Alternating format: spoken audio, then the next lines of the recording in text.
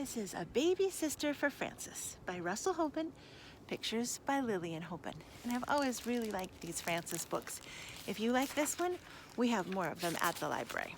Some of them are in the H's and some are in Easy Reader.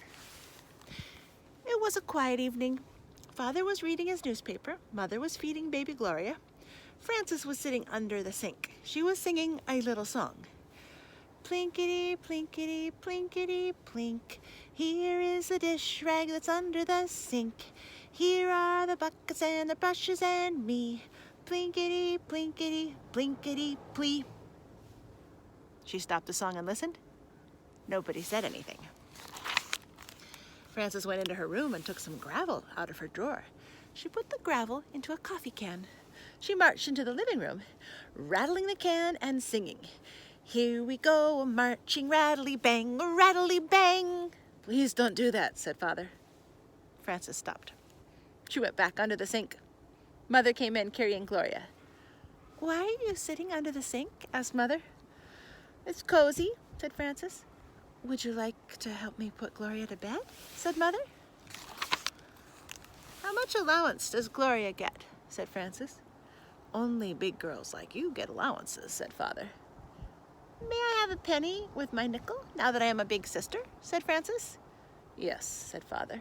Now you will get 6 cents a week. Thank you, said Frances.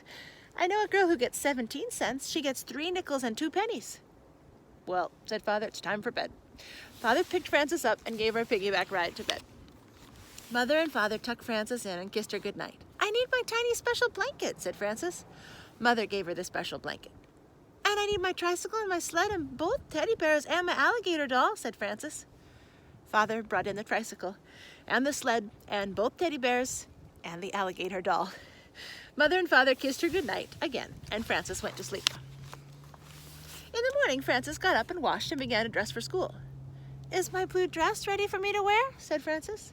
Oh dear, said Mother. I was so busy with Gloria that I did not have time to iron it, so you'll have to wear the yellow one.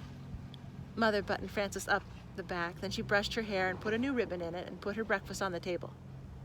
Why did you put sliced bananas on the oatmeal? Said Frances. Did you forget that I like raisins? No, I did not forget, said Mother, but you finished up the raisins yesterday and I've not been out shopping yet. Well, said Frances, things are not very good around here anymore. No clothes to wear, no raisins for the oatmeal. I think maybe I'll run away. Finish your breakfast, said Mother. What time will dinner be tonight? Said Frances. 6:30, said Mother. Then I will have time to run away after dinner, said Frances, and she kissed her mother goodbye and went to school. After dinner that evening, Frances packed her little knapsack very carefully. She put in her tiny special blanket and her alligator doll. She took all of the nickels and pennies out of her bank for travel money, and she took her good luck coin for good luck. Then she took a box of prunes from the kitchen and 5 chocolate sandwich cookies. Well, said Frances, it's time to say goodbye. I'm on my way. Goodbye. Where are you running away to? Said Father. I think that under the dining room table is the best place, said Frances. It's cozy and the kitchen's near if I run out of cookies. That is a good place to run away, said Mother. But I'll miss you. I'll miss you too, said Father. Well, said Frances, goodbye. And she ran away.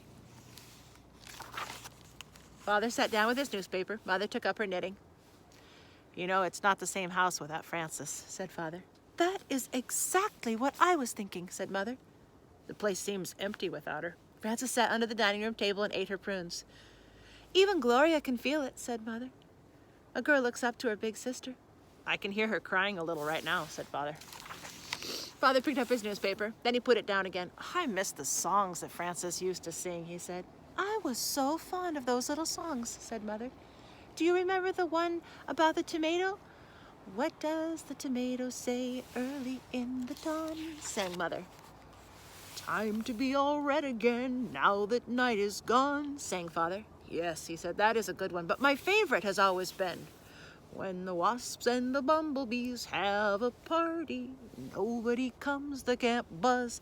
Well, said Mother, we shall just have to get used to a quiet house now. Frances ate 3 sandwich cookies and put the other 2 aside for later. She began to sing. I am poor and hungry here, eating prunes and rice. Living all alone is not really very nice. She had no rice, but chocolate sandwich cookies did not sound right for the song.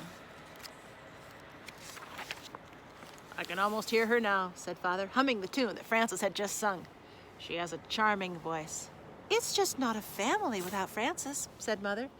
Babies are very nice. Goodness knows I like babies, but a baby is not a family. Isn't that a fact, said Father. A family is everybody all together. Think how lucky Gloria is to have a sister like Frances, said Mother. I agree, said Father. And I hope that Gloria turns out to be as clever and good as Frances. With a big sister like Frances, she will turn out fine, said Mother. I'd like to hear from Frances, said Father, just to know how she is. I'd like to hear from Frances too, said Mother, and I'm not sure the sleeves are right on this sweater I'm knitting for her. Hello, called Frances from the dining room. I'm calling on the telephone. Hello, hello, this is me. Is that you? Hello, said Mother, this is us. How are you? I'm fine, said Frances. This is a nice place, but you miss your family when you're away. How are you? We're all well, said Father, but we missed you too. I'll be home soon, said Frances, and she hung up. Frances said she'll be home soon, said Father. I think I'll bake a cake, said Mother. Frances put on her knapsack and sang a little traveling song. Big sisters really have to stay at home, not travel far away, because everybody misses them and wants to hug and kisses them. I'm not sure about that last rhyme, said Frances, as she arrived in the living room. That's a good enough rhyme, said Father. I like it fine, said Mother, and they both hugged and kissed her. What kind of cake are you baking? Said Frances to Mother. Chocolate, said Mother. Oh, it's too bad that Gloria's too little to have some, said Frances. But when she's a big girl like me, she can have chocolate cake too. Oh, yes, said Mother. You may be sure that there will always be plenty of chocolate cake around here. The end. And that is a baby sister for Frances.